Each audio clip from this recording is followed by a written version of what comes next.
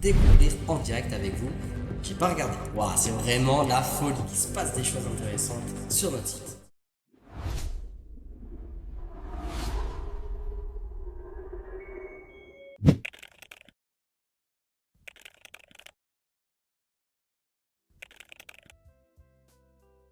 Et bonjour tout le monde, on se retrouve pour une nouvelle vidéo d'une analyse express. Aujourd'hui, j'ai choisi le site qui s'appelle Duo Océan et donc qui est une société qui propose donc des plongées avec les baleines ici à La Réunion. Alors comme on a l'habitude de faire, on va regarder d'abord tout ce qui est l'aspect UX, l'aspect UI et on va voir un petit peu de façon globale quelles sont les choses qu'on retient de façon positive et les choses sur lesquelles on va pouvoir justement améliorer le design. C'est parti, on se retrouve tout de suite pour l'analyse numéro 1. Alors, dès qu'on arrive sur le site web, on voit qu'on a une page de présentation ici avec un menu qui est un petit peu long. On a ici, c'est coupé. Donc déjà, la première chose que je fais, j'aime bien regarder la techno, quel est le type de CMS utilisé. Donc là, quand je clique dessus, des fois ça peut arriver sur Wapalizer, il nous dit qu'il faut reload, donc recharger. Donc on va cliquer dessus. On attend que la page se recharge et là, vous voyez que les chiffres vont augmenter. On attend un petit peu. Il est en train de détecter, ça y est. Là, on va cliquer dessus et là, on voit que c'est Wix. Donc, la personne a utilisé Wix pour le faire. On voit qu'il y a une boutique en ligne, on voit qu'il y a les pixels TikTok, Facebook, etc. Donc, il y a quelques informations techniques. Nous, ce qui nous intéresse dans un premier temps, c'est de naviguer sur le site et voir un petit peu les différentes pages. Donc ici, la page d'accueil, on voit que c'est coupé. D'ailleurs, on peut aller de gauche à droite. On voit qu'il y a cet espace qui est créé en fait. Donc, peut-être que la personne a créé le site sur un écran un peu plus large, de type 17 pouces ou plus. Et lui, dans son écran, il voyait la totalité du message avec le bandeau. Il ne voyait pas ce petit problème. Ici, on a le logo qui est coupé. Et donc ici, il y a clairement un axe d'amélioration à apporter pour déjà tout bien rentrer dans le conteneur. Ok. Ensuite, pour le titre principal, observer les baleines et les dauphins en snorkeling dans l'eau à La Réunion avec du océan tout en respectant leur quiétude. C'est un titre qui est un peu long, mais qui peut être accrocheur. Je pense qu'on peut le retravailler. Mais en tout cas, pour un titre principal, on sait de quoi ça parle. L'image en plus qui est derrière, elle parle d'elle-même. Les différentes sections, on a des dauphins, ça donne trop envie avec les profondeurs. Et ici, on a tout simplement un petit texte avec réserver une sortie, tout savoir sur les sorties. Bref, ça reste assez simple, peut-être un petit peu trop simple, on regardera ça tout à l'heure. Allez, c'est parti, on va regarder les différentes pages. On a notre ADN, qui est un petit peu, j'imagine, en savoir plus avec les valeurs. Donc là, on a beaucoup de texte. Attention, c'est une remarque aussi, mais d'un point de vue visuel, même pour les personnes en situation de handicap et pour les moteurs de recherche, ils n'aiment pas trop le texte qui est justifié. Je sais qu'on l'utilise beaucoup, mais essayez de le limiter. Vaut mieux avoir un texte aligné à gauche, ça sera que mieux. Ici, cette vidéo est vraiment superbe. Ce qui est bien, c'est qu'on peut la déclencher et ici, on peut activer le son. Ne pas oublier qu'une vidéo, si elle est lancée avec le son, les navigateurs la bloquent par défaut et vous pouvez avoir carrément la vidéo qui est bloquée. Donc, c'est un bon principe. Par contre, je l'aurais mis peut-être autre part, beaucoup plus grand et en avant. Pourquoi pas sur la page d'accueil. Ok, on continue la recherche. Donc là, ici, on a les médias. On a un petit carrousel là qui est vraiment sympa avec une belle animation 3D. Ça reste, ça peut paraître old school, mais moi j'aime bien et je trouve ça vraiment intéressant. Et on a notre ami Jamie qui est là en plus, donc tout va bien. Ici, pour le footer, on a quelque chose d'assez simple. On verra par la suite comment on peut l'améliorer et pourquoi le faire. On a la flèche pour remonter en haut. Ça, c'est très bien, gain de temps. Allez, c'est parti pour la page suivante. Avant une sortie, la FAQ. Donc là, on a plein de questions, j'imagine. Le matériel, les enfants. Ok, tout ça renvoie vers une seule et unique URL. On le voit en bas à gauche. Ok, je trouve pas ça très cohérent, mais on verra après comment on peut améliorer ça. Ici, on a les blocs de texte préparés, la sortie, d'accord. On a un long bloc de texte. Est-ce que c'est vraiment lu ou pas? On verra par la suite. Effectivement, pour faire gagner du temps, on est directement en bas de page, beaucoup de texte. Donc c'est intéressant, mais le problème c'est que c'est pas forcément souvent lu, donc on verra après comment on peut améliorer tout ça. On conclut par une super photo qui part d'elle-même. Ça, c'est clairement une photo que j'utiliserai sur la page d'accueil. Allez, on enchaîne rapidement avec les autres pages. Ok, sur cette page-là, par contre, j'ai un bandeau qui vient directement, un pop-up. Merci de vraiment prendre le temps de lire la page. Donc ça veut dire qu'il y a vraiment un point crucial qui est mis en avant. Donc je l'aurais mis peut-être en page d'accueil aussi également, ce bloc-là. Si je clique ici, on retourne sur avant une sortie, c'est un petit peu dommage. Bref, on verra dans la conclusion. Pour la page sortie, on a donc les différentes sorties avec les différentes offres, sans plus d'explication. On peut toutefois cliquer sur le bouton en lire plus pour arriver sur une page dédiée. Cette page est vraiment bien construite. Pour le coup, elle se démarque un petit peu de l'ensemble du site car la cohérence de la charte graphique n'est pas forcément la même sur cette page. Bien qu'elle soit synthétique, il manque peut-être une photo ou une vidéo pour donner un petit peu plus envie. Typiquement, c'est le genre de contenu que je mettrai plutôt sur la page d'accueil, non pas l'ensemble du texte, mais un petit encart synthétique. On enchaîne avec la page formation, où ici on peut directement se former, j'imagine, sur différents points. On a une fois de plus une pop-up qui vient un petit peu, non pas nous embêter, mais nous prévenir d'un message, j'imagine, important. La vidéo a l'air d'être super belle, mais est-ce que c'est intéressant de la mettre là? On verra un petit peu plus tard dans la suite de la vidéo. Mais je trouve ça intéressant d'avoir le fondateur ou le responsable qui vient parler directement à l'interlocuteur, au visiteur. Ça, je trouve ça très personnel et humain. C'est une bonne approche. Techniquement, on peut le faire différemment, mais j'aime beaucoup. On arrive maintenant sur la page La plongée. On a une petite vidéo. Elle est un peu toute petite, mais ça fait le travail. On a envie d'y aller et on voit des petits poissons, donc c'est quand même sympa, mais peut-être la faire un peu plus grande. On verra un petit peu dans la partie conclusion l'apport général que je ferai et les recommandations. Bref, ça reste simple. Un bouton réservé, on a le prix, on a l'âge, on a quelques photos et un carrousel. Ça fait le travail, mais il y a des choses que l'on pourra améliorer. La page Nous trouver qui est essentielle pour un touriste ou quelqu'un qui habite à La Réunion et qui souhaite faire ce genre d'activité. On a directement les maps comme ça. Alors ça peut paraître très old school, mais j'aime bien parce qu'au moins on prend vraiment le temps d'expliquer au client où est-ce que c'est et par où il faut passer. Donc, assez old school, mais très efficace. La page contact qui manque un petit peu, non pas d'humanité, mais qui manque un petit peu de mise en forme, on va dire, et qui reste très simple. Elle va à l'essentiel et en dessous, on a le feed Instagram, ou du moins, j'imagine que c'est le feed Instagram. Ça, c'est vraiment une perle rare. Dommage de l'avoir dans contact, je l'aurais mis en page d'accueil. Et enfin, la carte cadeau qui est super intéressante pour ce genre d'activité. Pareil, pas trop mise en avant, elle est au fond du menu, mais elle reste quand même accessible. On peut mettre le montant qu'on veut et ça reste simple et efficace. Allez, on se retrouve pour le dernier point avant de passer à la conclusion et à mes remarques. On va regarder l'aspect responsive, c'est-à-dire est-ce que le site s'adapte bien sur les différents devices comme tablette et mobile, car on sait les internautes utilisent de plus en plus le mobile. Ça, c'est super important.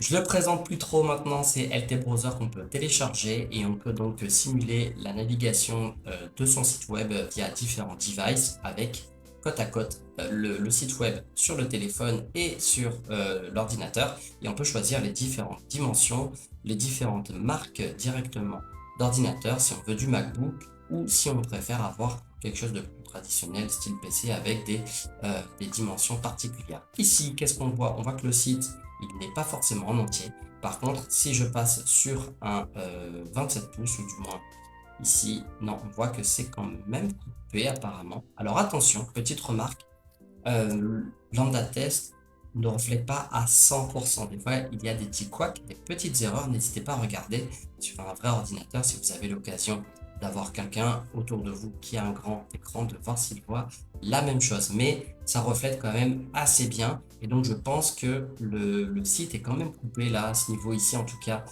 des langues. Et il y a peut-être un problème d'alignement ici. Nous, ce qui va nous intéresser, c'est avant tout le mobile. Ici, on va avoir le menu.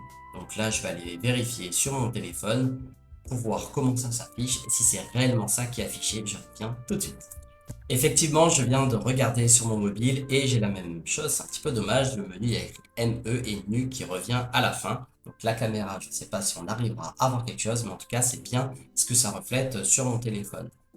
La chose à noter de positive, c'est qu'on a directement sur mobile les accès contacts en bas à gauche avec l'email, le Facebook et Instagram.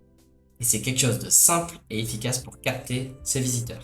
Lorsque l'on clique sur le bouton, on va avoir le menu qui s'affiche. Sur Lambda Test, en tout cas ici, ça a l'air de ne pas fonctionner. sur mon téléphone, ça marche très bien, mais j'ai quelques soucis d'alignement au niveau des drapeaux. Pour le reste, comme je disais en présentation, ça reste assez simple. La page d'accueil pour moi manque cruellement de médias et de textes pour mettre en avant tout son savoir-faire, son savoir-être dès le début. On pourrait s'amuser à faire toutes les pages au niveau mobile pour voir ce que ça donne. Ici, dans cette analyse express, je vais me concentrer juste sur une page, qui est la page avant une sortie, qui correspond un peu à propos avec les valeurs. Mais bien entendu, normalement, ce travail se fait sur chaque page. Ici, sur l'ordinateur, on voit qu'on a quelque chose qui ressemble à ce qu'on a vu, donc il n'y a pas vraiment de surprise. En revanche, sur le mobile, on a beaucoup de texte, donc effectivement, il y a beaucoup de choses qu'on va pouvoir améliorer. Donc pour conclure sur cette première partie, d'un point de vue interface UX UI, on a regardé très brièvement un petit peu le site, et maintenant, je vais vous dire ce que je ferai. Alors la première chose que je ferai, ça serait le menu. Il y a beaucoup trop d'onglets, pour moi je fusionnerai, il y a beaucoup d'informations et je pense que certaines peuvent se retrouver de façon intelligente, imbriquées dans une autre pour libérer de l'espace et avoir un maximum de concentration sur quelques onglets plutôt que d'avoir une dispersion sur plusieurs onglets. Ici, on a 8 onglets, pour moi je passerai à 5 onglets. Ici, on a 8 onglets et même 9, on en a un qui est caché. Si on regarde ici, on en a un qui s'appelle du Océan qui correspond à la page d'accueil. Pour moi, je passerai à 5 onglets. Le premier, accueil. Le suivant, notre ADN. Troisième, les sorties, où dedans, je mettrai une partie sur avant la sortie. Un autre onglet avec formation. Et on peut dissocier les différentes formations et intégrer plonger dedans. Le suivant, contact, où à l'intérieur je pourrais fusionner nous trouver et contact. Et enfin le dernier, offrir une carte cadeau avec un petit call to action et un petit background avec vraiment un bouton cliquable qui donne envie. Enfin, en termes d'UX UI, je pourrais recommander d'utiliser les drapeaux d'une meilleure façon, soit un endroit fixe en haut, dans une top bar, ce qu'on appelle bien caché, ou alors à la suite de menus, mais il faut bien vérifier qu'on a l'espace suffisant pour le faire, ça se voit dans beaucoup de sites et c'est OK.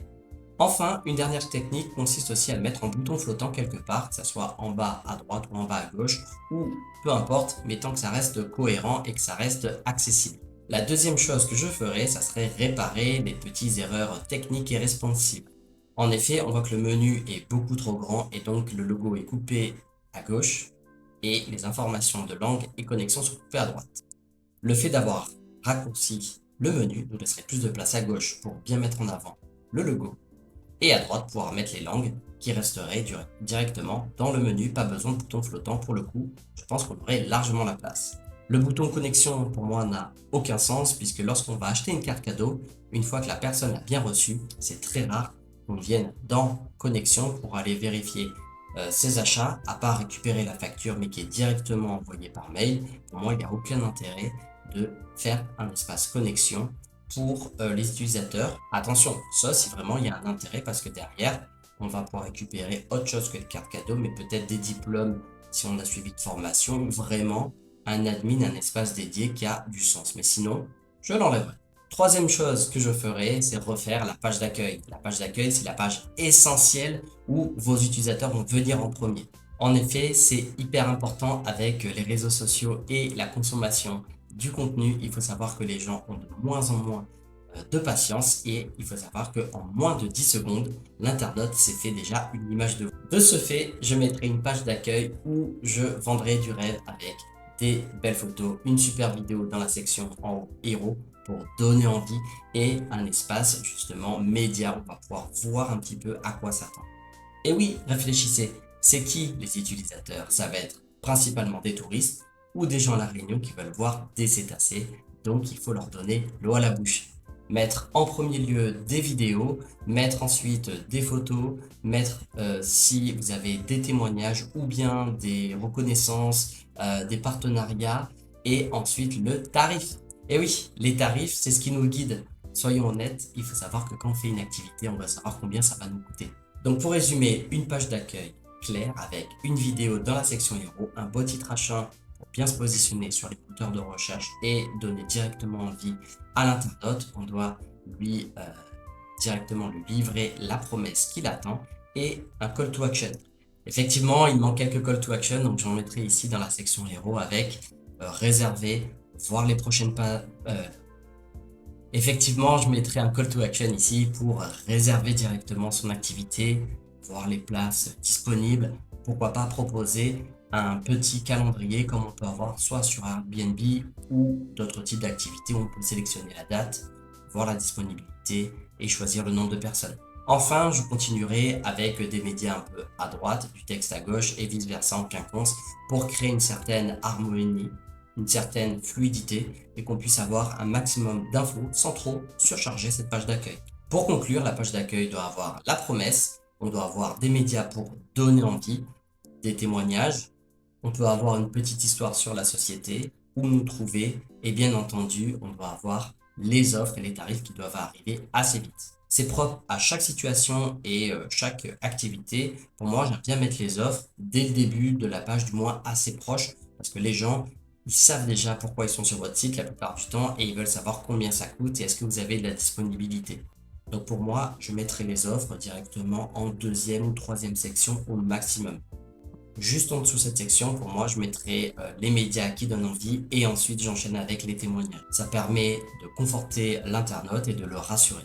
On peut aussi, dans certains cas, sur la section héros, au niveau de ma souris ici, on peut mettre des petits encarts, des petits ronds ou des rectangles, peu importe, des petits patchs comme ça d'éléments rassurants qui vont permettre à l'utilisateur, sans scroller et passer la ligne de flottaison, d'avoir déjà des informations essentielles, comme ouvert 24 heures sur 24, 7 jours sur 7. Là, c'est pas le cas, bien entendu, mais vous avez compris l'idée. Protection de la nature et de l'environnement. On met justement en avant le côté nature et le côté protection environnementale. Un autre, à partir de quel âge on peut faire cette activité, c'est très important pour les familles. Et puis ici, on a une autre information, on peut en mettre. Généralement, on a 3, 4, maximum 5 pastilles, entre guillemets, ou petites encarts, qui vont permettre de donner des informations dès le début. Attention, il faut bien doser, ne pas en mettre trop pour ne pas surcharger la page d'accueil. Pour ce faire, une petite technique pour conforter en fait ces idées, c'est tout simplement d'aller regarder la concurrence. Attention, ici, on est dans un cadre pédagogique, formation. L'idée, ce n'est pas de copier, de voler une information, loin de là. C'est juste d'éduquer et de regarder ce qui est fait pour s'en inspirer et pour faire quelque chose à sa manière. Je vais directement taper la requête phare pour cette activité. J'ai tapé sortie baleine réunion et maintenant on va voir quels sont les 3 premiers et je vais regarder un petit peu ce qu'ils font. Ici on a la liste des entreprises avec Google My Business. Alors effectivement ça peut être vraiment très intéressant d'aller regarder, mais moi je vais aller regarder plutôt les résultats naturels qui sont ici.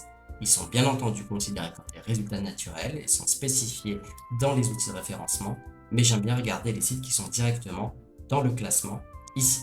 Donc on voit, on a l'office de tourisme, ça va pas m'intéresser, c'est pas un concurrent direct. En revanche, on a en bleu. J'ouvre dans un nouvel onglet. On a cet assis, pareil, je vais ouvrir dans un nouvel onglet. Et ensuite, on a du océan. Pas besoin d'en ouvrir 50, je regarde les 2 premiers pour m'en inspirer et voir un petit peu ce qu'ils font.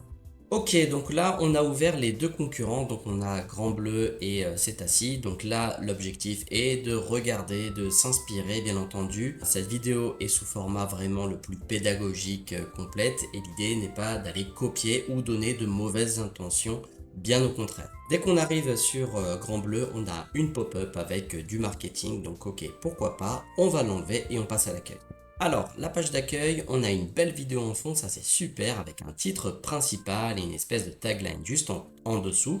Ça reste simple et efficace, on n'a pas besoin de démontrer, la vidéo parle d'elle-même. Donc ça, j'adore. Idem pour le menu, on a quelques onglets et toutes les informations sont très bien regroupées. En plus, on a un élément de rassurance, note de 4,6 basé sur 2124 avis, ça c'est génial pour l'utilisateur. Le bouton en haut à droite, réservé, un call to action efficace d'une couleur qui saute aux yeux, donc ça j'adore aussi. Quand on descend, on va avoir pas mal de texte et ensuite on a les offres, donc de façon très rapide. Ce n'est pas une analyse sur Grand Bleu, mais sur Duo Océan, donc là on va aller vraiment très rapidement.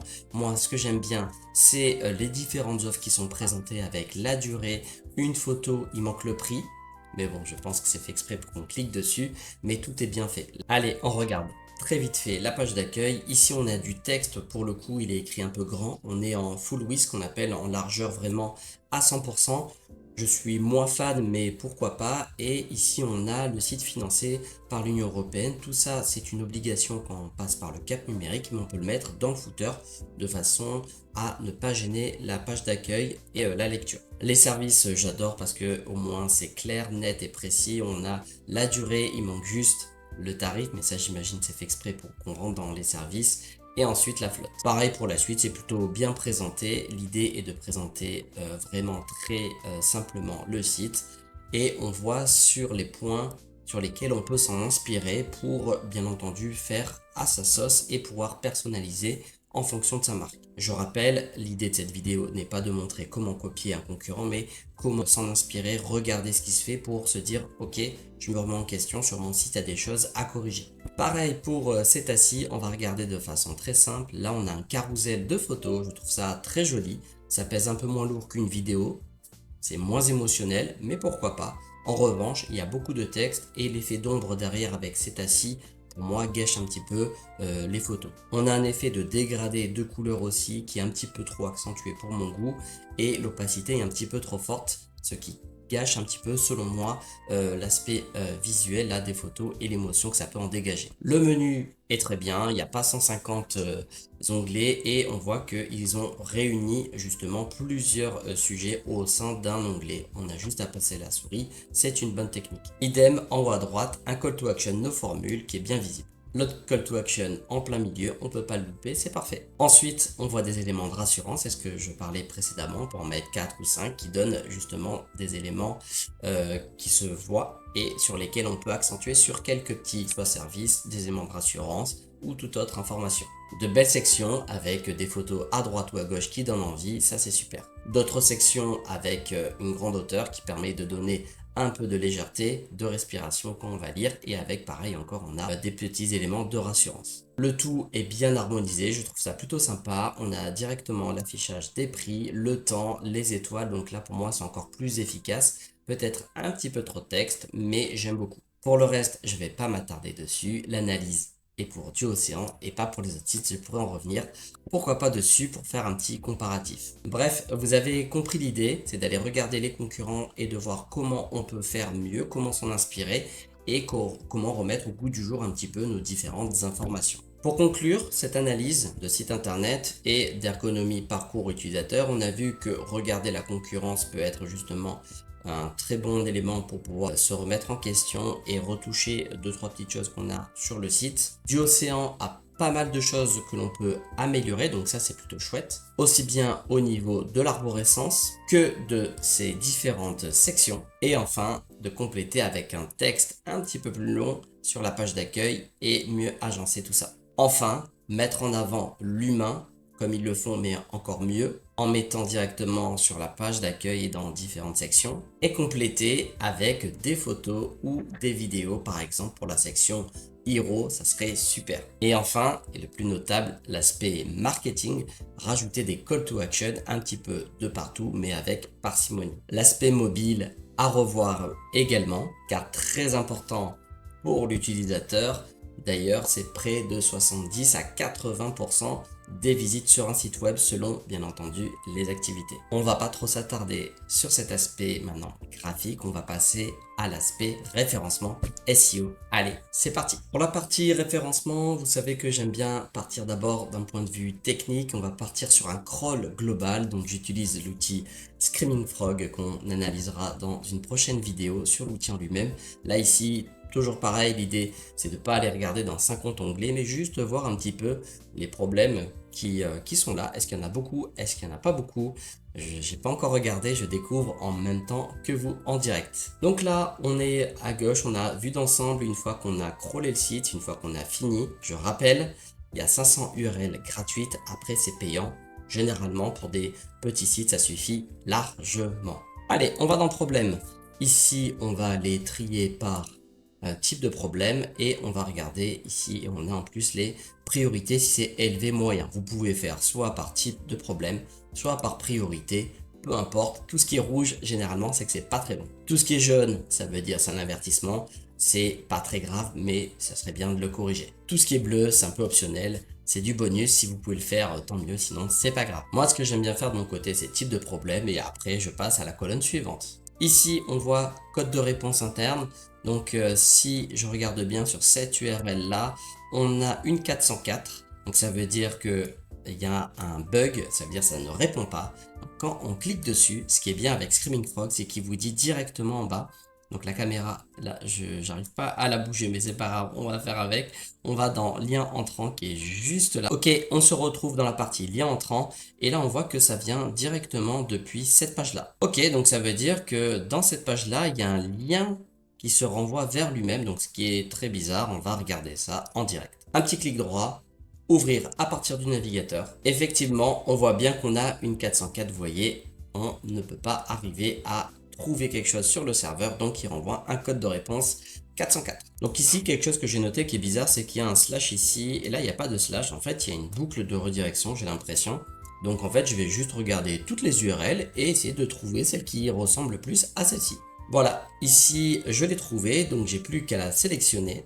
Et quand je la sélectionne, je vois les liens entrants qui est directement depuis la page d'accueil. Maintenant que je suis dans la page d'accueil, j'ai plus qu'à la retrouver. Alors comment faire? Pas de panique, vous pouvez tout simplement faire un CTRL F, peut-être avec un peu de chance, on va la retrouver dans le texte. Qui sommes-nous? Donc je tape juste qui. Ici, on a une réponse, donc ça ne marchera pas. Donc on va essayer une technique un peu plus avancée. En technique avancée, il y en a deux. Il y en a une que je donnerai en commentaire pour celles et ceux qui s'intéressent, un petit script qui permet de déclencher en fait une couleur sur les mots sur lesquels il y a un lien. Ici, j'ai cliqué sur mon petit script et voici le résultat. Je vois en fait tous les mots en surbrillance là où il y a un lien. Par exemple, ici, il y a un lien vers notre ADN. Et quand je descends la page, regardez, on voit les différents liens. L'élément en question qui ne va pas, c'est celui-ci. Si vous regardez bien en bas à gauche de mon écran, vous voyez écrit qui sommes-nous. Si je clique ici, normalement, je devrais avoir une 404. Et voilà, vous avez vu le résultat, comment on peut trouver rapidement grâce à Screaming Frog. On va donc aller très vite et ne pas s'attarder sur cet outil, mais vous avez vu, vous pouvez faire un scan global et voir au fur et à mesure tous les points. Soit premièrement, vous pouvez les corriger par vous-même avec un peu de bon sens ou de technique, soit en numéro 2, vous pouvez récupérer, ici vous avez les descriptions des problèmes et l'envoyer à ChatGPT, Gemini, Claude, peu importe l'IA, elle vous trouvera, vous guidera pour solutionner étape par étape tous vos problèmes. Maintenant qu'on en a fini avec Screaming Frog, on se retrouve sur Alloscan, donc l'outil français qui permet justement de voir et de scanner votre site d'un point de vue référencement et de voir les mots-clés sur lesquels vous êtes positionné. Ici, en lançant la recherche du Océan, on voit qu'on a 366 mots-clés uniques, donc c'est-à-dire vraiment qui peuvent se différencier, parce qu'il y en a qui ont des accents, sans accent, là c'est vraiment mots-clés uniques, et on a le trafic généralement constaté. Attention, c'est pas le même que le trafic réel. Ici, ça ne prend que le trafic qui vient des moteurs de recherche. Et surtout, par rapport aux mots-clés que lui, il a dans sa mémoire Alloscan. Pour faire simple, ça donne l'estimation globale du trafic organique sur votre site. Bien entendu, à vérifier avec d'autres outils si vous avez installé, comme Google Analytics, Google Search Console et tout autre outil de tracking.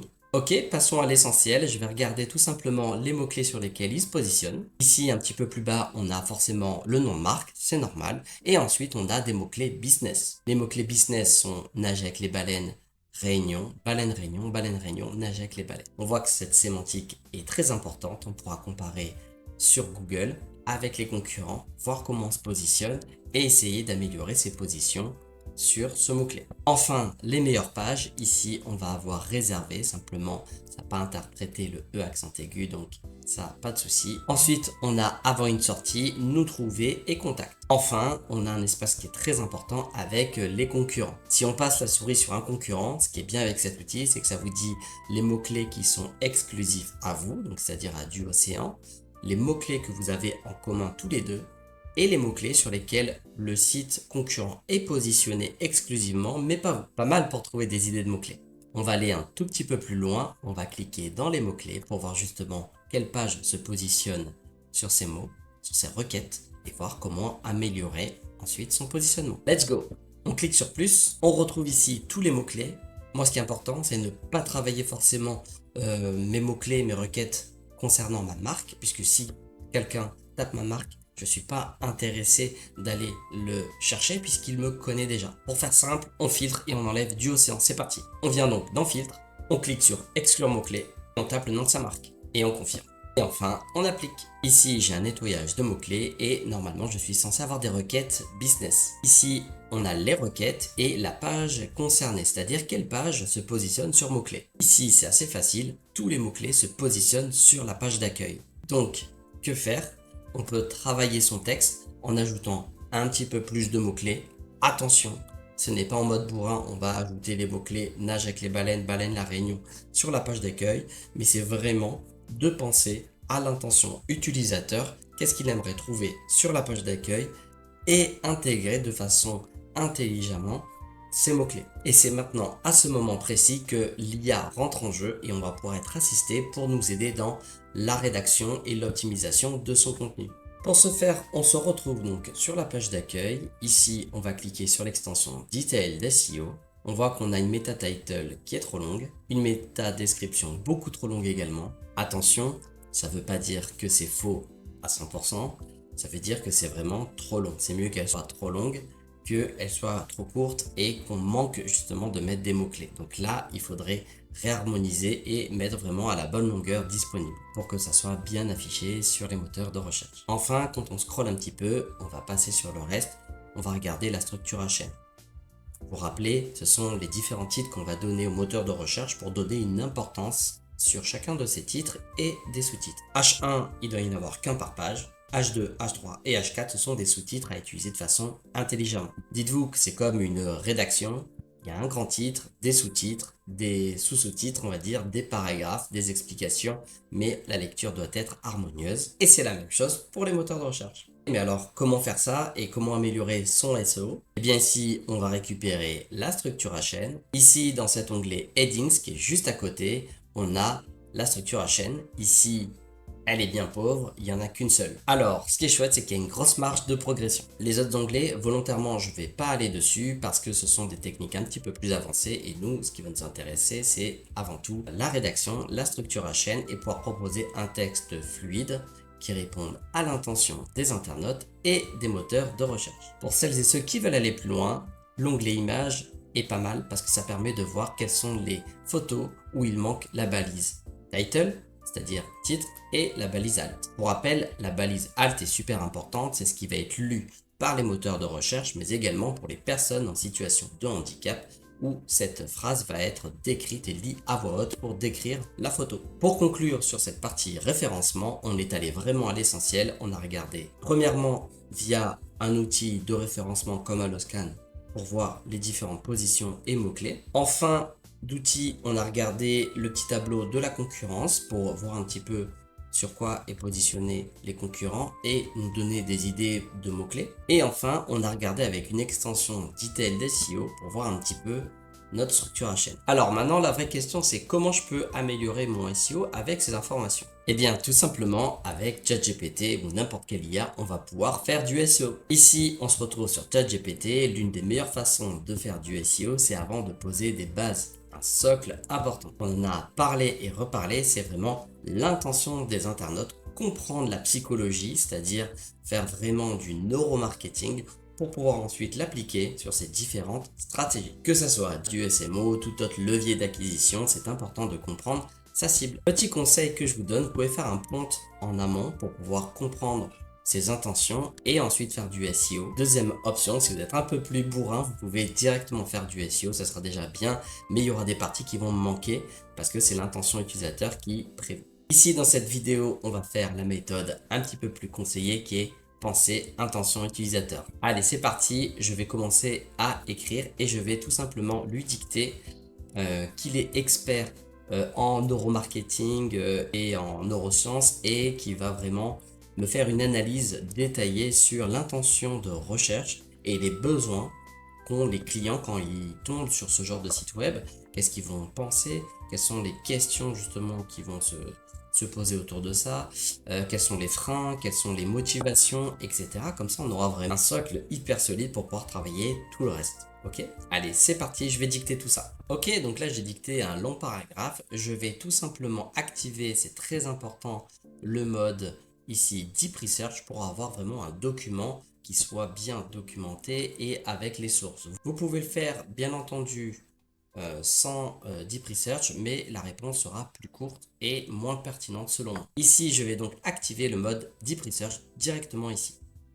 On clique et on fait recherche approfondie. On n'a plus qu'à lancer la recherche. Très important, quand vous lancez le mode Deep Research, vous avez des questions à répondre sur ChatGPT. D'autres IA n'utilisent pas forcément les questions, mais c'est pas grave. Ici, on va répondre aux questions pour pouvoir lancer l'analyse. Alors c'est parti, je vais répondre à ces questions du mieux que je peux. Ok, j'ai répondu à ces questions, pas besoin de mettre grand 1, grand 2, il est grand, il comprend tout seul, mais bien entendu, si vous voulez le faire, vous pouvez le faire, c'est que mieux. Moi, je vais un petit peu vite. Pour répondre à une de ces questions, il m'a demandé si j'avais déjà des données clients, donc je vais essayer d'en trouver dans le site et de les copier à la fin, tout simplement.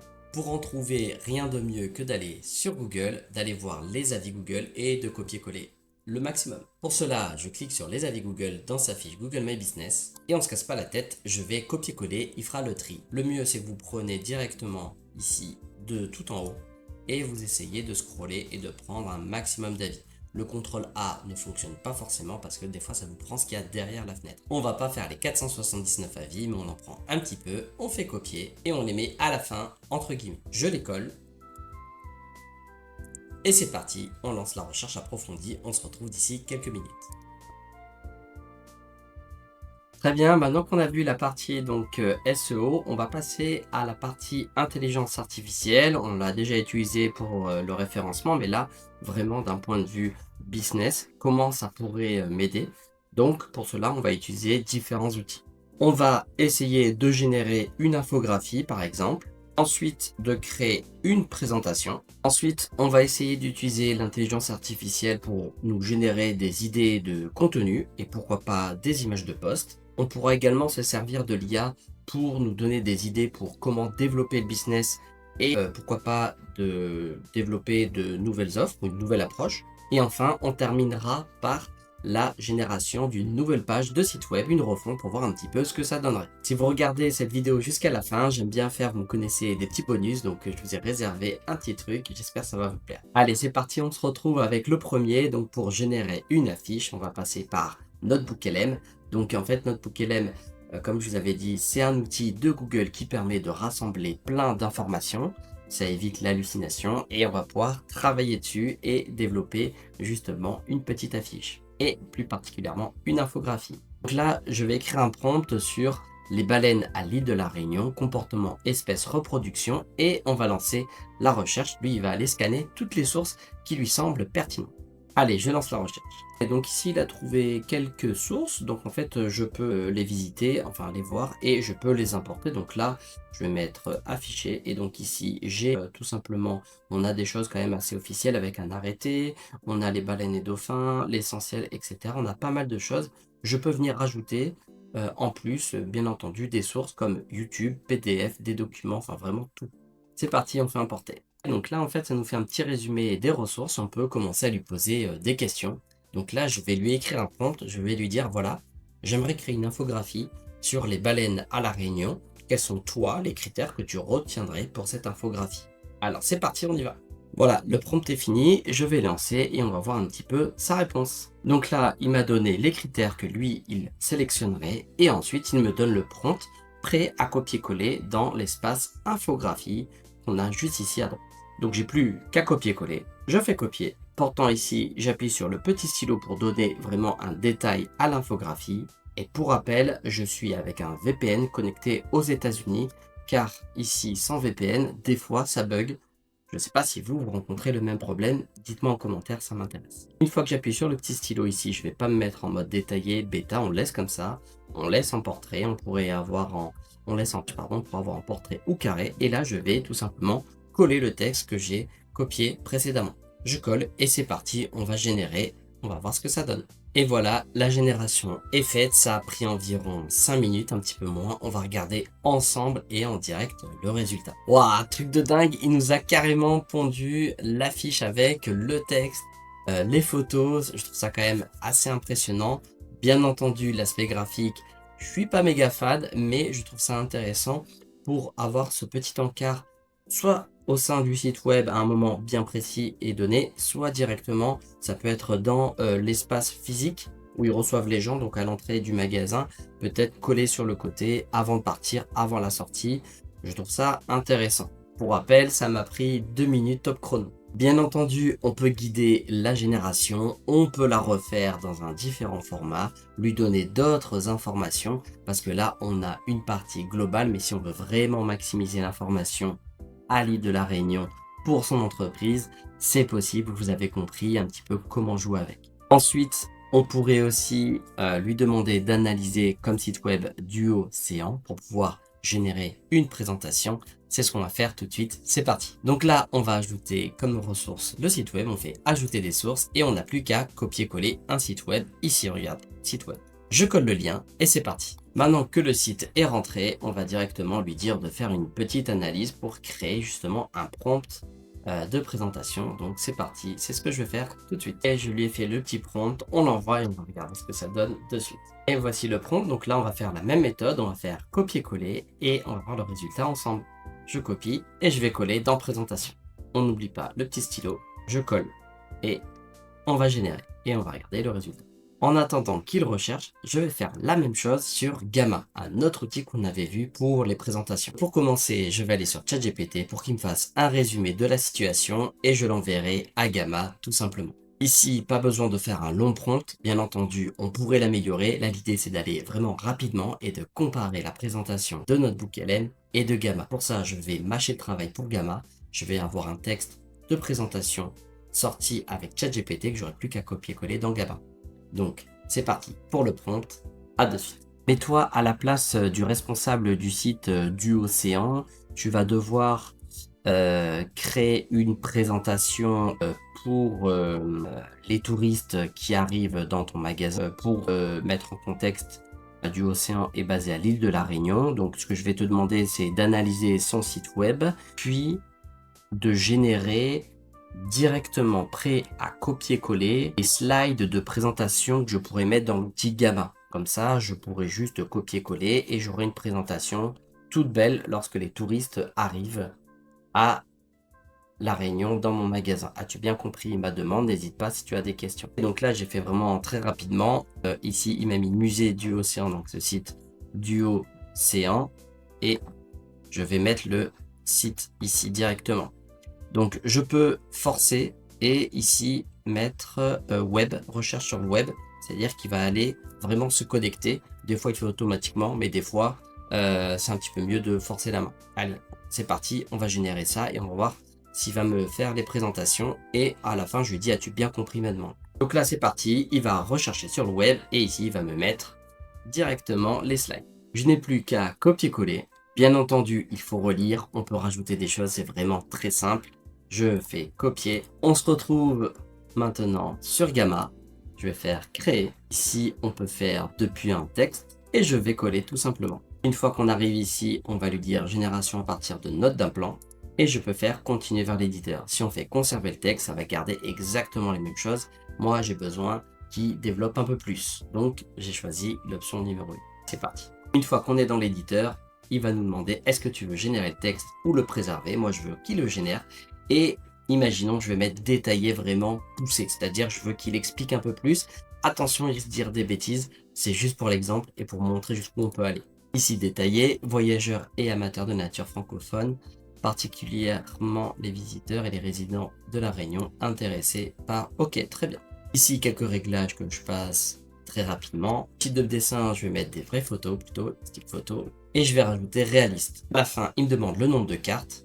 Donc là, 10 pour 10 slides. Et je génère directement. Ouah, c'est un truc de malade. Il est en train directement d'écrire. Et en même temps, il génère la photo. Il passe aux slides suivantes sans rien faire. Attention, une fois de plus, cette vidéo n'a pas pour but de vous montrer que l'IA fait tout à votre place et qu'il faut rien faire. Mais ça peut vraiment vous booster, vous aider dans votre productivité. Il en reste très important. C'est très important de contrôler ce que vous donnez aux IA, ce que cela génère, et de contrôler, vérifier et apporter votre valeur ajoutée. Ça sera toujours mieux de relire et d'apporter des petites corrections. Mais vous avez vu le temps qu'on peut gagner quand même, c'est un truc de dingue. Et là, j'ai lâché la souris, le clavier, et c'est en train de tout faire pour moi. Bien entendu, chaque slide peut être retouché avec l'IA ou de façon manuelle, que ce soit les photos, le texte ou la présentation générale. Tout ceci en plus est gratuit jusqu'à 10 cartes. Vous pouvez faire, il me semble, entre 2 à 5 générations par mois, il me semble, à vérifier, donc c'est quand même pas mal pour débuter. Voilà le résultat final, on a bien la photo, alors forcément on n'est pas à l'île de la Réunion pour celles et ceux qui habitent ici, ça ressemble, mais c'est pas la Réunion, mais ça c'est pas grave, on peut le changer. On a ici du océan, on a du texte qui a été généré, qui sommes-nous, notre philosophie, ce que vous allez vivre. Donc tout ça, ça peut être un document qui peut être remis lors de l'arrivée des touristes ou bien avant justement leur sortie pour un peu prévoir justement l'équipement, les conseils avant de partir. Vraiment, c'est top. Et maintenant, qu'est-ce que ça a donné chez Notebook LM? Allez, venez, on va voir la différence un petit peu. Et donc on se retrouve sur Notebook LM et maintenant on va comparer avec la présentation. On va voir ça en direct. Ici, je vais agrandir. Waouh, oh, le résultat est complètement dingue. Je trouve que c'est vraiment au-dessus de Gamma, ne serait-ce que la présentation comme ça, spécialiste de l'observation passive. Wow, c'est génial. Une approche unique en 3 piliers, idée, concept, fondation, philosophie. Alors bien entendu, les photos ici sont générées, je crois pas qu'elles sont issues du site. Pour l'instant, si je dis pas de bêtises, on peut donc télécharger, on peut lire, on peut afficher le prompt, mais je ne pense pas que l'on puisse modifier pour l'instant. Si je dis pas de bêtises, dites-moi en commentaire, vous avez déjà testé. Le contexte biologique, ici le cadre réglementaire, enfin c'est vraiment topissime. C'est vraiment top. Donc regardez tout ce que vous pouvez faire avec l'IA aujourd'hui. Ça peut bien booster votre productivité. Maintenant qu'on a généré les slides, on se retrouve pour la prochaine étape. À de suite. Donc on a attendu environ 11 minutes pour avoir l'analyse marketing et neuromarketing pour du océan. Donc là ça va aller, comme je vous ai dit, analyser vraiment le contexte avec les freins, les motivations. Et donc on a, ChatGPT a recherché donc environ 16 recherches. Et ce qui est bien, c'est qu'on a la liste des ressources. Allez, on va regarder ça tout de suite. Donc là, je l'ai affiché en grand. On peut le télécharger ou partager le lien. Donc bien entendu, il faut lire, en prendre connaissance, vérifier si des fois il y a des fautes ou si justement il y a des éléments qui sont erronés. Toujours revérifier les informations. Donc là, pour balayer vraiment très rapidement, on parle des activités, offres publiques, réaliser un rêve d'enfance, vivre une expérience magique et inoubliable, se reconnecter à la nature et à l'authenticité, apprendre et s'émerveiller, partager un moment de convivialité et de dépassement de soi. Bref, on a plein ici de cas, de raisons où justement on va pouvoir puiser là-dedans, dans ce contexte, pour pouvoir faire un référencement au top et basé sur les intentions des internautes. L'objectif, encore plus en 2026, est de faire rester les visiteurs sur notre site et d'interagir, d'avoir vraiment du temps passé, des choses qui sont cliquées, des pages, remplir un formulaire, etc. C'est vraiment tout ce qui est ces actions, on appelle ça de nav boost et qui montre à Google qu'il se passe des choses intéressantes sur notre site. Une fois qu'on a pris connaissance de l'étude, on peut tout simplement la télécharger. Il nous propose la version PDF ou Docs. Les deux sont très bien, mais je préfère Docs pour ChatGPT et plutôt PDF pour Notebook LM. Donc tout dépend avec quel outil vous allez utiliser. Pour des besoins de recherche en profondeur, Notebook LM est un petit peu mieux car il permet d'aller lire beaucoup plus de PDF, même si le PDF comporte énormément de pages. A l'inverse, ChatGPT aura du mal à aller au-delà de 5 à 10 pages en PDF. Là, l'information va être diluée.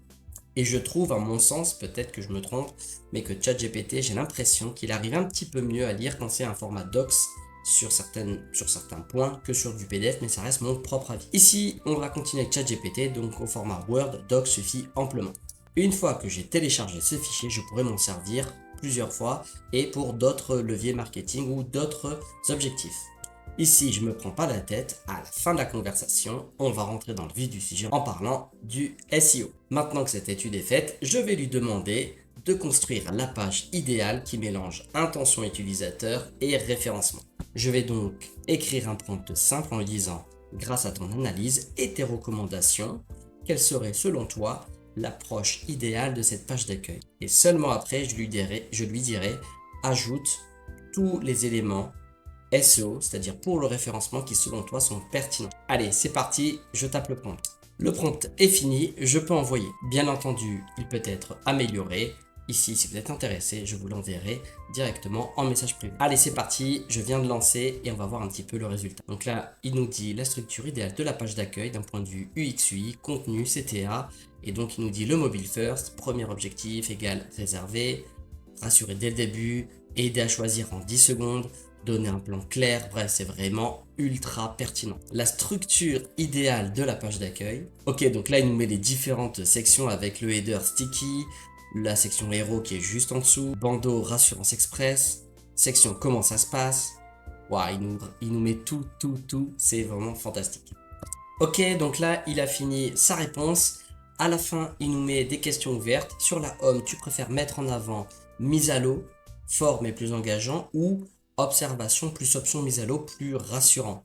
Donc là, nous, on va plutôt mettre observation plus l'option de mise à l'eau plus rassurant. Comme ça, au moins, on est sûr que ça parle à tout le monde. Ensuite, il nous demande, vous avez Zodiac plus catamaran sur toutes les sorties ou c'est variable, ça change le comparatif. Là, je vais aller regarder en 30 secondes pour voir si j'ai cette information, sinon c'est pas grave, dans l'exemple on mettra un des deux. Enfin, pour la dernière question, il nous demande si on veut une home plutôt très touristique ou plus éco-responsable pédagogique. Alors, je vais répondre au plus vite, on se retrouve juste après.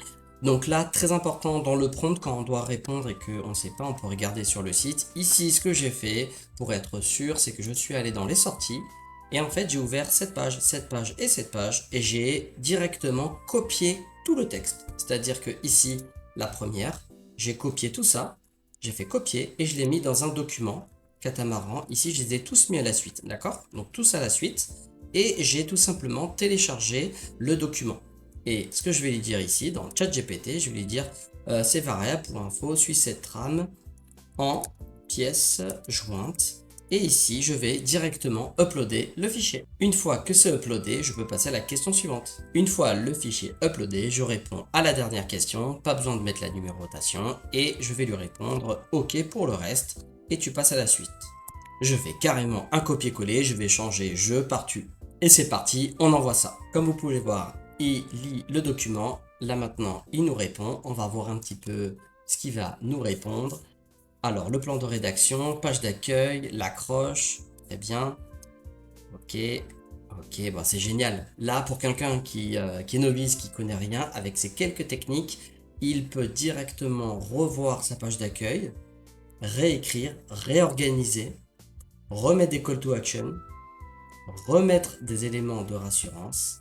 Bref, il est autonome. Ça n'empêche pas de relire, de vérifier et bien entendu d'être accompagné par un professionnel du référencement pour valider ou aller encore plus loin dans les optimisations si besoin.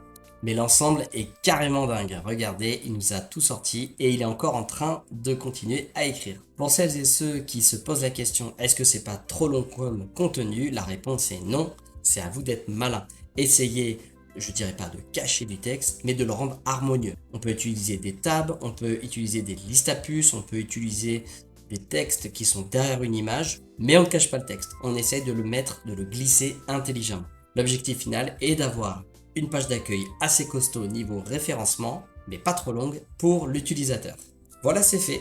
Ici, on a carrément toute la page d'accueil. Il nous propose même sur la prochaine étape, s'il veut, je passe directement à la rédaction complète de la page d'accueil. Là, c'était le plan et il le fera section par section, prête à intégrer dans WordPress Elementor, ton touristique. Waouh, tout simplement énorme, il n'y a plus qu'à.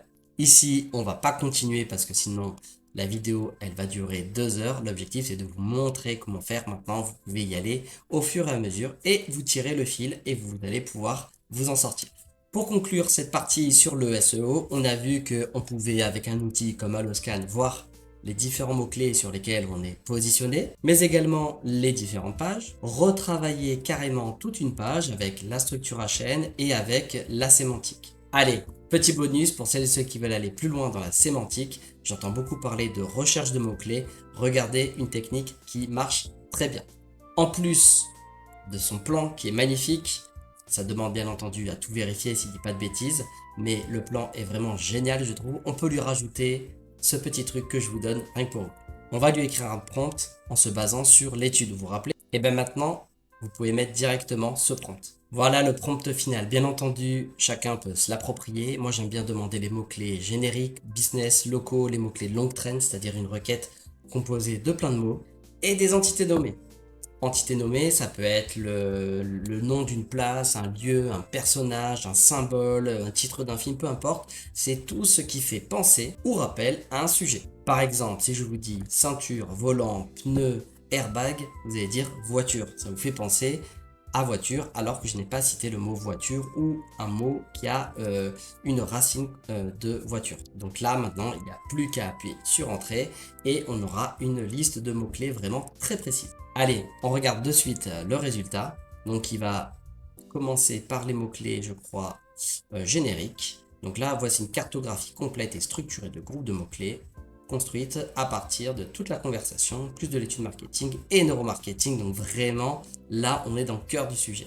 Donc là, on a les mots-clés génériques, donc les top of funnel, c'est l'intention de découverte. Ici, on a les mots-clés business avec une intention commerciale directe. Ensuite, les mots-clés locaux, SEO géographique très fort, donc avec La Réunion, Saint-Gilles, le port, etc. Les mots-clés de longue traîne, donc ça, ce sont des requêtes composées de plusieurs mots-clés. Ensuite, important, les mots-clés liés au bateau, format de sortie. Donc ça, c'est lui qui l'a ajouté parce que je lui ai dit tous les autres groupes qui te semblent pertinents. Ensuite, les mots-clés de saisonnalité. On continue avec les mots-clés expérientiels et émotionnels. Mots-clés liés aux avis et à la preuve sociale. Et enfin, les mots-clés d'entité nommée, SEO, donc sémantique et crédibilité. Avec marque, personnage, symbole de référence et culturel, film et imaginaire collectif, assurance, obligation. Et pour conclure, groupe complémentaire, bonus SEO, tout ce qui est tourisme et séjour, famille accompagnant, lecture stratégique, il nous dit important, sur la home, on va plus privilégier donc générique, business, etc. Et la prochaine étape, bien entendu, c'est quoi? Allez, je vous donne ça de suite. C'est tout simplement de lui dire, rédige la page en intégrant de façon naturelle et avec parcimonie les mots-clés qui te semblent les plus intéressants pour cette page d'accueil en conservant ton plan. Et là, on aura vraiment une super structure. Pour celles et ceux qui sont les plus marteaux, vous pouvez très bien reprendre cette conversation et vous faites la même chose sur Gemini, sur Claude ou sur une autre IA et vous pouvez comparer. Des fois, je suis beaucoup plus satisfait de ChatGPT, des fois carrément pas, je préfère Gemini. Ça va vraiment dépendre de votre temps et de la motivation. Mais en tout cas, ça sera bien mieux que là, ce qu'on a pu trouver. Et bien entendu, ce n'est pas pour critiquer, au contraire, c'est pour amener une certaine pédagogie envers l'IA et comment on peut l'intégrer pour les aider. Maintenant qu'on a vu donc la partie SEO, on va maintenant passer à la partie intelligence artificielle et comment Duocéan peut intégrer l'IA dans sa productivité et comment ça peut les aider. Allez, c'est parti, on y va. On revient donc sur la page d'accueil et maintenant on va voir comment on peut intégrer l'IA avec justement Duocéan. Donc on va pouvoir tout simplement poser la question à une IA, c'est-à-dire qu'est-ce que je pourrais faire avec l'intelligence artificielle. Ça peut paraître un petit peu bête, mais le fait d'avoir une question ouverte va vous permettre d'avoir une liste vraiment qui peut être intéressante. Il y a des choses à jeter, mais il y a plein d'idées qu'on va pouvoir regarder.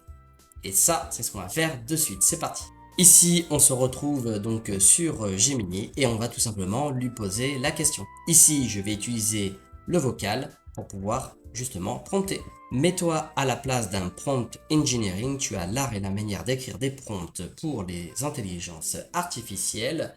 J'aimerais que tu m'aides à incorporer l'intelligence artificielle dans mon entreprise qui s'appelle Duocéan et qui est spécialisée dans les sorties pour voir les baleines et les dauphins à La Réunion. Je me pose la question sur comment l'IA peut être intégrée à mon entreprise. Donc j'aimerais que tu me listes l'ensemble des idées que je pourrais exploiter pour utiliser l'intelligence artificielle en passant par le SEO, le SEA, le SMO et toute idée intéressante et qui te semble pertinente. Ajoute à la fin des idées un petit peu plus originales et un petit peu novatrices et ça sera pas mal. Bien entendu, on va se relire ici, on va corriger quelques petites fautes. Ok, donc ici on a juste corrigé le nom de l'entreprise. Donc le SEO c'est le référencement dit gratuit. SEA c'est Search Engine Advertising, c'est les pubs que vous voyez en haut de Google et en bas. Et le SMO c'est tout ce qui est les réseaux sociaux. On peut le mettre comme ça sur la piste et rajouter des petites choses. J'ai rajouté email et on peut lui dire et toute idée intéressante et qui te semble pertinente. À la fin, on lui dit quand même le type de résultat qu'on veut. Ok, je lui ai dit une liste à puces claire ou bien un tableau et on va voir maintenant, on laisse tourner et on va voir un petit peu ce qu'il va nous donner comme idée. Voici sa réponse et je vais découvrir en direct ce qu'il lui va nous proposer. Il nous dit pour le référencement, la rédaction d'articles de blog, gain de temps, très bien, ça on l'a vu. Le SEO technique, l'optimisation des balises, donc ça c'est pour aller encore un petit peu plus loin. Le SEA, génération d'annonces, donc effectivement on va pouvoir lui dire crée-moi une annonce. On a déjà sa propre base peut-être, mais on peut lui demander d'améliorer. On peut lui demander aussi d'analyser, de comparer. Pour les réseaux sociaux, un calendrier éditorial et les gens d'Instagram. Pour aussi les réseaux sociaux, tout ce qui est vidéo et visuel, montage automatique via des outils comme CapCut AI ou Premiere. C'est l'outil que j'utilise actuellement pour les montages vidéo. Enfin, l'emailing, on a des séquences automatiques. Donc ça, on va pouvoir travailler avec des outils plus ou moins complexes, mais on peut intégrer l'IA dans l'email. Enfin, le service chatbot, ça reste vraiment les classiques. Et maintenant, les idées novatrices out of the box. Donc, on va voir si c'est vraiment, on va dire, mindfuck ou nul. Donc là, il nous met la Citizen Science gamifiée, identification des individus. L'idée, utiliser une IA de reconnaissance d'images, vision par ordinateur. Après la sortie, les clients uploadent leurs photos de queue de baleine, etc. L'IA compare la photo avec une base de données. Ok, l'effet waouh, le client reçoit un email. La baleine que vous avez vue aujourd'hui s'appelle Tsuki. Ok, elle a été vue pour la première fois, blabla. Ça permet de créer un lien. Ouais, bon, pourquoi pas, c'est un peu tiré par les cheveux. Ok, nettoyage audio. L'idée, si vous utilisez un hydrophone pour écouter le chant des baleines, le son est souvent parasité par le bruit du moteur ou des vagues. L'application IA, utiliser des outils de nettoyage, ok. Prédiction météo et probabilité d'observation, pourquoi pas.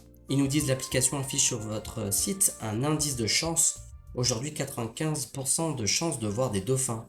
Ah, ça peut être pas mal. Alors, c'est vraiment très prédictif et je pense que c'est quasi impossible, mais on peut peut-être. En tout cas, ce qui est sûr, c'est que s'il y a des orages, il y a une tempête, le bateau ne sort pas. Maintenant, si je sais pas, l'eau est beaucoup plus chaude que prévu parce que les baleines viennent en hiver ici à La Réunion se reproduire, j'imagine qu'ils ne sont pas là, donc peut-être que des variations de température peuvent faire jouer ce curseur-là. Bref, je ne sais pas, je suis pas expert, mais j'essaye de me mettre à la place de ces personnes qui travaillent là-bas. Et enfin, il nous dit génération de souvenirs personnalisés, traduction instantanée, ça peut être pas mal. Et ensuite, il nous dit la prochaine étape, veux-tu qu'on travaille sur un sujet, etc. Donc c'est vraiment, vous voyez, des idées. Bien entendu, il y a beaucoup de personnes qui oublient quelques idées et je vais vous donner quelques petites pépites. La comptabilité, le développement de la boîte, proposer de nouvelles offres, gérer un planning avec ses employés, répondre tout simplement à des courriers ou encore à des mails. Ce sont des classiques, mais beaucoup de gens oublient qu'on peut utiliser ça de façon vraiment très simple dans son travail. Attention à ne pas confier non plus toute sa vie privée ou du moins en être informé. Tout ce que vous donnez dans les IA, même s'il y a des clauses de confidentialité, sachez que les données partent aux États-Unis et peuvent être susceptibles à l'entraînement de ces IA. Même si on peut les freiner, même si on vous dit que tout va bien, on respecte vos données, j'y crois moyen, je ne sais pas vous ce que vous en pensez, dites-moi tout ça dans les commentaires, je serai ravi de vous lire et de voir un petit peu ce que vous pensez. Bref, ceci étant dit, moi je m'en sers de façon personnelle, je sais ce que je fais, donc je le fais, mais je suis conscient aussi, entre guillemets, des risques et des conséquences, donc à vous de voir à quel degré vous voulez partager ou non votre vie privée ou business assez touchy avec les IA. Ok, donc maintenant qu'il nous a donné toutes ces idées, moi je vais peut-être partir sur quelque chose d'un petit peu plus simple, mais quelque chose qui vont aider, j'espère, les indépendants. C'est surtout la création de contenu sur les réseaux sociaux. Pour cela, on va se baser sur notre étude neuromarketing, donc c'est bien de jouer avec plusieurs IA, et je vais lui remettre le fichier, vous vous rappelez, le fichier de l'étude de neuromarketing. Ici, j'appuie sur ajouter des fichiers, importer. On rajoute ici le fichier.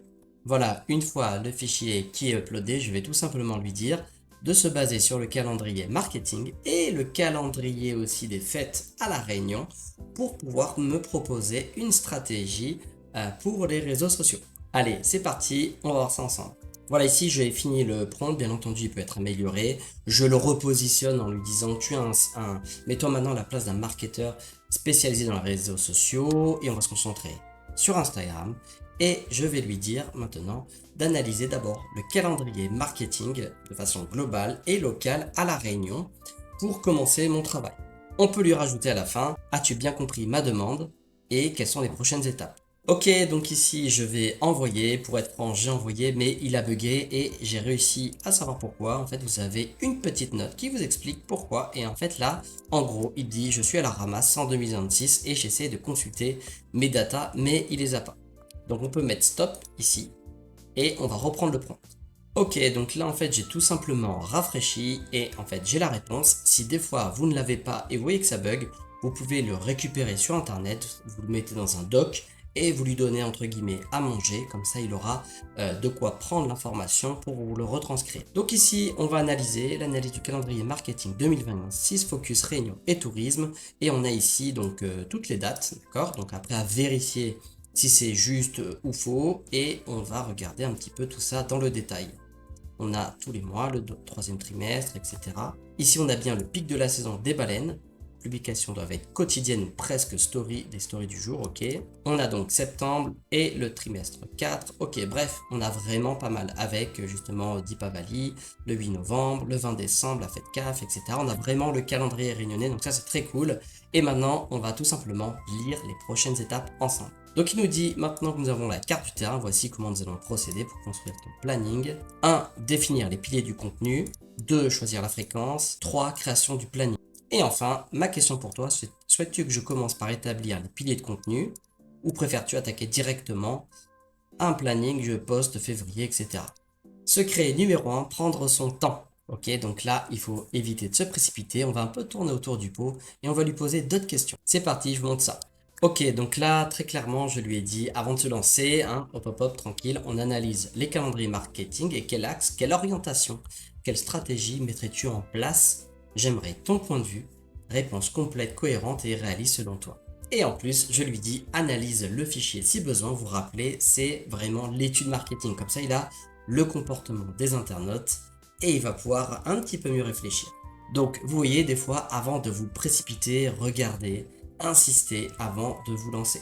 Encore mieux, pour celles et ceux qui ont déjà une stratégie en place, vous pouvez lui faire une copie d'écran de votre compte Instagram pour qu'il puisse l'analyser, continuer dans ce sens-là ou au contraire apporter des petits ajustements. Et c'est parti, je viens de lancer un petit peu le prompt et on va voir la réponse ensemble. Ok, donc là, il nous a répondu et en plus, il nous dit c'est une excellente initiative, blablabla.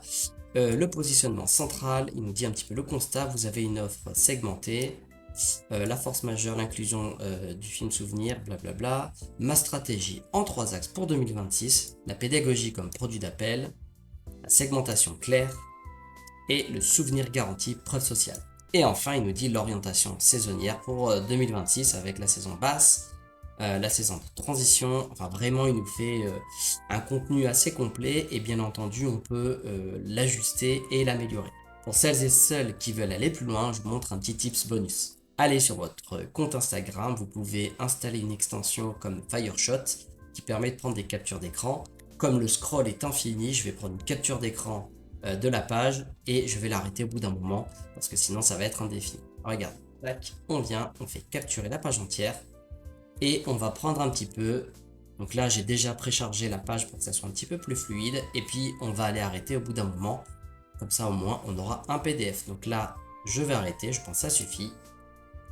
De là, il nous gère un long PDF. Je vais l'enregistrer et je vais le mettre dans Gemini et je vais lui demander un petit peu qu'il améliore tout ça. On se retrouve sur Gemini. On peut continuer, bien entendu, la conversation avec lui pour qu'il nous propose vraiment la stratégie complète. Et pour celles et ceux qui veulent analyser leur compte, vous pouvez ajouter un PDF et on va lui demander ça dans un prompt. Le prompt, le voici, il est très simple. Analyse mon compte Insta, liste les points positifs et points améliorés et fusionne avec ta stratégie pour concevoir un planning cohérent pour 2026. Bien entendu, on peut faire différentes approches, elle est au cas par cas, bien sûr, la limite reste votre imagination. On lance le prompt et on va voir un petit peu ce qu'il va nous donner. Voici la réponse, donc en gros, il va nous dire les points positifs à conserver. Donc là, on va se focus sur les points d'amélioration, bien entendu, la clarté de l'offre, l'humain, on voit beaucoup d'animaux, mais on voit pas assez les guides, vos skippers, l'humain rassure et crée de l'attachement, la logistique en bio avec 2 ports de départ différents, l'info doit être impossible à rater, story à la une, etc. Donc à vérifier tout ça, bien entendu, l'exactitude des propos. Il nous donne ensuite la stratégie à fusionner. Et enfin, le planning éditorial pour février 2026. avec, pour commencer, en mars, avec un réel. Ensuite, format carousel, etc. Et il nous donne carrément la captation, l'accroche. Donc c'est déjà pas mal et on peut retravailler dessus, bien entendu. Imaginons, là je vais vite, bien entendu, mais je peux lui dire, imagine et conçois le premier post. Et on va voir déjà un petit peu ce qu'il nous dit. Donc là c'est parti, le prompt est vraiment très simple, il est un peu trop simpliste même, on devrait rajouter des choses, mais là c'est vraiment pour la vidéo et le format pour qu'il soit pas trop long. Je lui dis d'imaginer et de concevoir le premier post. L'objectif est d'avoir un petit peu de rédaction pour pouvoir lui demander une génération de la photo. Attention, dans cet univers, c'est mieux d'avoir des vraies photos que des photos en IA, on est bien d'accord, mais c'est pour vous montrer la possibilité et l'étendue de ce que l'on peut faire avec l'IA. Donc voilà, voici sa réponse, voici le premier post idéal pour lancer cette nouvelle stratégie 2026, donc le post manifeste du océan, le format de type réel, il nous dit le visuel, il nous met même le script directement, gros plan sous l'eau, enfin c'est pas le script mais c'est vraiment le détail, et on pourrait demander vraiment il nous dit même l'audio, vraiment c'est sympa, la légende, et là voilà il nous dit le copywriting, c'est vraiment l'écriture de ce qu'on va pouvoir dire. Dans d'autres vidéos je montrerai même, c'est pas personnel, je sais, c'est pour montrer une fois de plus avec les outils d'IA ce qu'on peut faire, on peut même faire parler quelqu'un d'autre pour lui dire ce texte là. Bien entendu, ce n'est pas humain et dans ce cas précis, je ne trouve pas utile du tout de faire ça. Dites-moi ce que vous en pensez en commentaire, mais c'est en tout cas ce qu'on peut faire aujourd'hui. Donc voilà le post et là on pourrait lui dire imagine l'image mise en avant et on va voir un peu ce que ça donne. C'est mieux d'avoir une vraie image, mais c'est pour montrer ce que l'on peut faire. Là, le prompt est vraiment très simple. On lui dit envoyer. On n'est pas obligé de mettre créer des images. Parce que naturellement, quand dedans il y a écrit imaginer et créer, il va automatiquement le lancer. Mais bon, on peut quand même mettre image et c'est parti, on va voir le résultat. Ok, alors voici l'image, donc Adrenaline, Zodiac, Saint-Gilles. Bon, on voit que c'est de l'IA, forcément c'est pas l'équipe, c'est pas forcément le bateau, mais en tout cas on a quelque chose qui est intéressant d'un point de vue construction de l'image. Ça peut donner une idée justement au propriétaire et au service créa pour pouvoir créer ce même style mais avec des vraies photos bien entendu. Donc ça peut vous aider aussi dans la création si vous partez d'une feuille blanche. Très bien, maintenant on a vu au niveau des réseaux sociaux jusqu'où on peut aller, on pourrait tirer le fil et faire encore beaucoup plus, mais c'est pas le cas dans cette vidéo, on essaye d'aller à l'essentiel. Maintenant on va passer à la page d'accueil et on se retrouve directement sur Manus, c'est parti. Comme vous connaissez maintenant Manus, on va pouvoir lui demander de créer une page d'accueil, mais pour ça on va pas partir d'une page vierge, on va directement récupérer les infos de ChatGPT et on va lui dire à ChatGPT, fais-moi un maxi beau prompt pour Manus ou pour Lovable, peu importe. Et on va aller comparer pour voir un petit peu, ça va nous donner cet esprit, on va dire, créatif et objectif de voir comment eux, ils se débrouillent. Allez, on se retrouve de suite. On se retrouve sur ChatGPT. Comme vous vous rappelez ici, il nous a fait la page d'accueil parfaite. Et maintenant, je vais lui dire, crée-moi le prompt parfait pour un outil comme Manus ou Lovable pour créer ce site web avec ses recommandations. Prompt simple, concis et précis. C'est parti, on y va. Et voilà le prompt, il pourrait être beaucoup mieux. Là, je fais très vite. Je lui dis juste que s'il écrit en anglais, précise que la page sera en français parce que ça m'est déjà arrivé.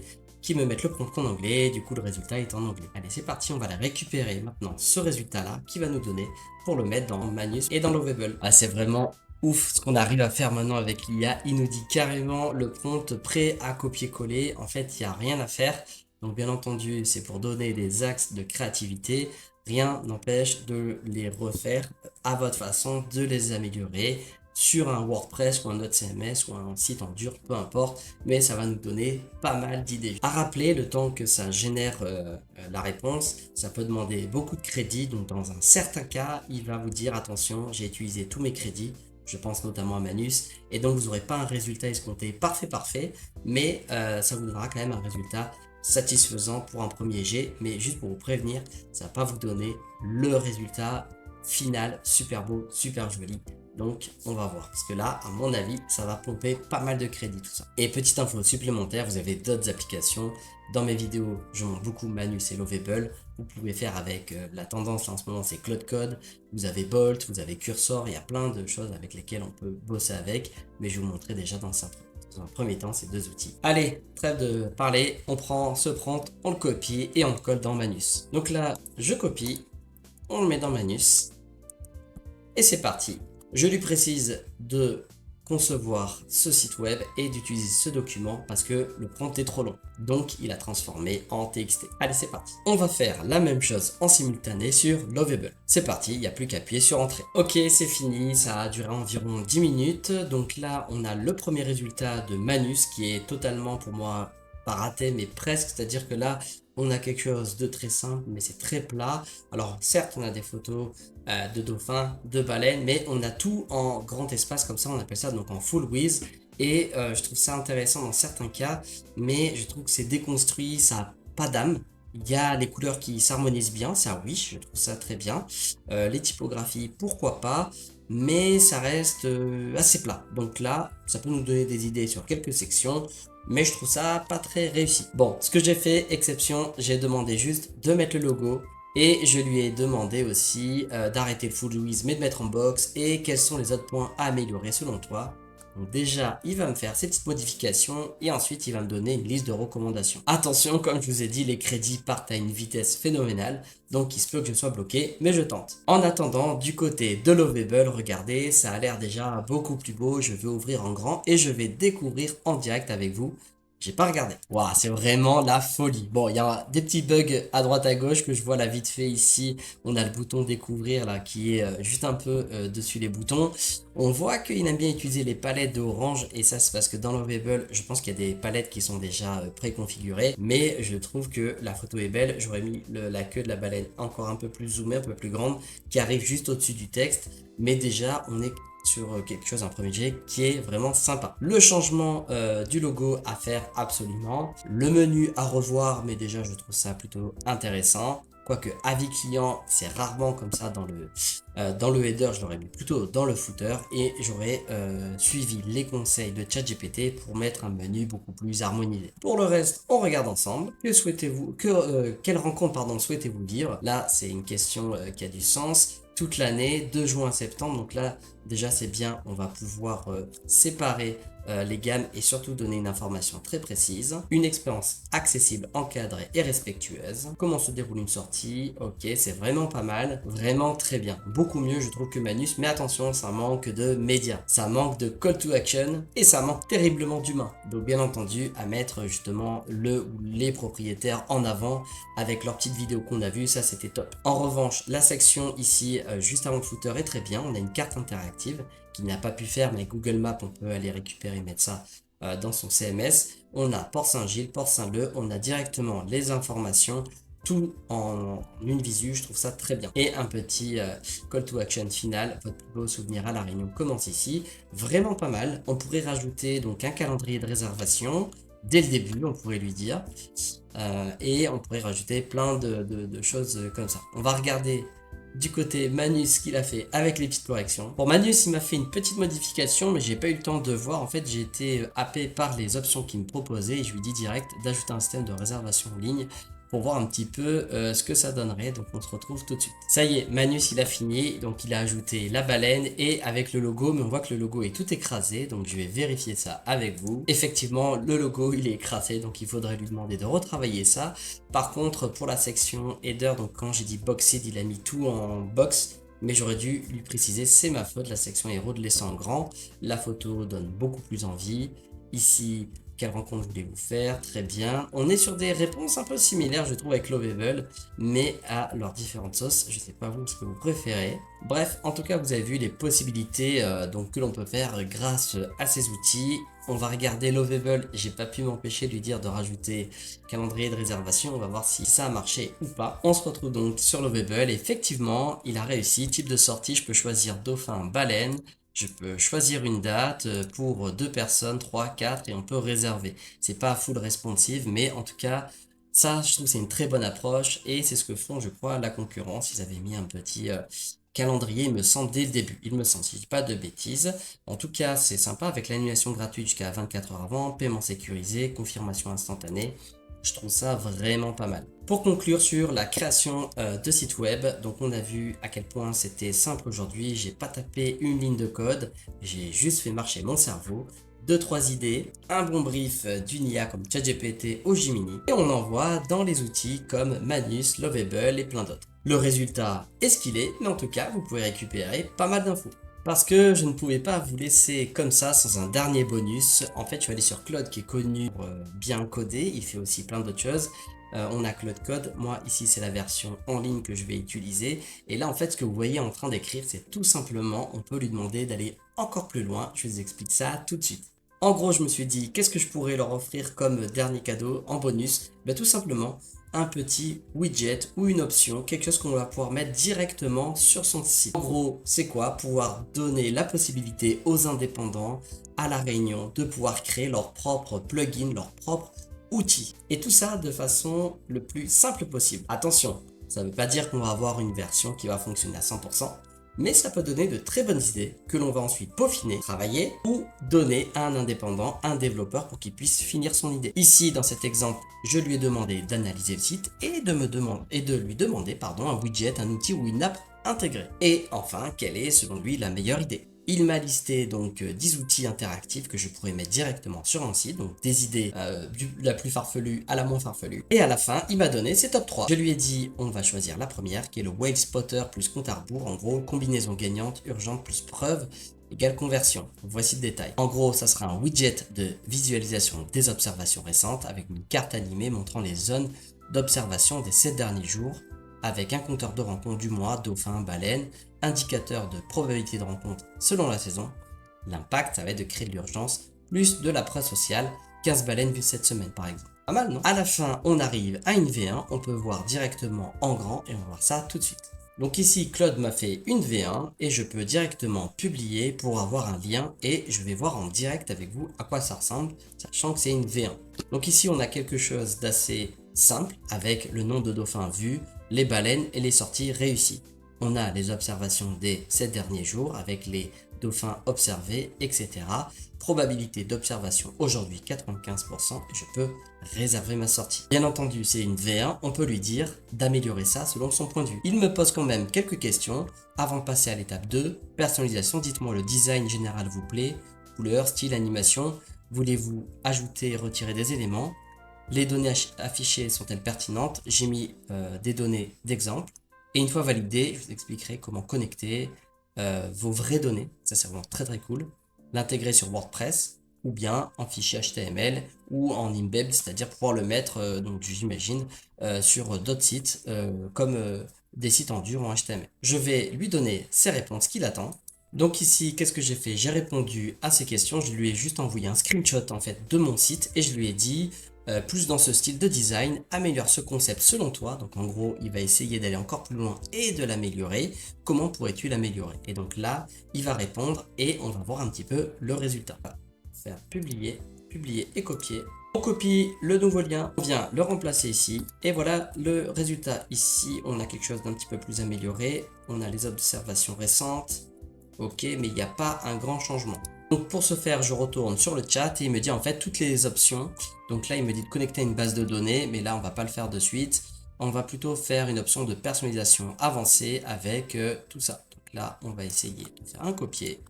On va coller et c'est parti.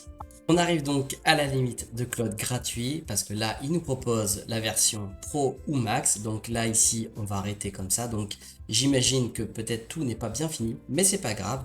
Comme je vous l'ai dit, une fois de plus, c'est pour vous donner des idées et pour pouvoir déjà un petit peu penser à de nouvelles features, de nouvelles fonctionnalités pour votre site web. On va quand même regarder est-ce que ça a généré ou pas. On ferme ici. Ici, on va mettre publier. On récupère le lien et on regarde tout de suite le résultat. Ok, donc là on a une carte, cliquez sur la zone pour les observations. Là, ici, on voit la Saline, Saint-Gilles, etc. Mais on n'a pas la carte de la Réunion, donc ça reste assez faiblard pour moi. Ici, je trouvais que c'était plus joli tout en ligne plutôt que en bloc, donc je trouve que c'est même moins bien. Et on a ici des observations, par contre, on a l'heure, il y a la date, etc. Ouais, on sent que c'est moyen moyen. Bien entendu, avec la version Pro et Max, on peut aller beaucoup plus loin et continuer ce genre d'interaction pour peaufiner, réitérer et avoir quelque chose de top. Allez, on conclut cette vidéo ensemble. On a vu les aspects justement UX, UI, on a vu le référencement, on a vu l'intelligence artificielle. Bref, Duocéan est une très bonne base, un très beau site, mais a beaucoup d'opportunités devant lui. Donc on lui souhaite plein de belles choses en tout cas pour la suite et que cette vidéo soit utile aussi bien pour les responsables que pour les indépendants à La Réunion pour qu'ils puissent s'en inspirer. Sur ce, je vous dis à très bientôt. N'hésitez pas à taguer un ami ou vous-même avec votre site web et je me ferai un plaisir d'analyser votre site. Je vous dis à très bientôt. Ciao!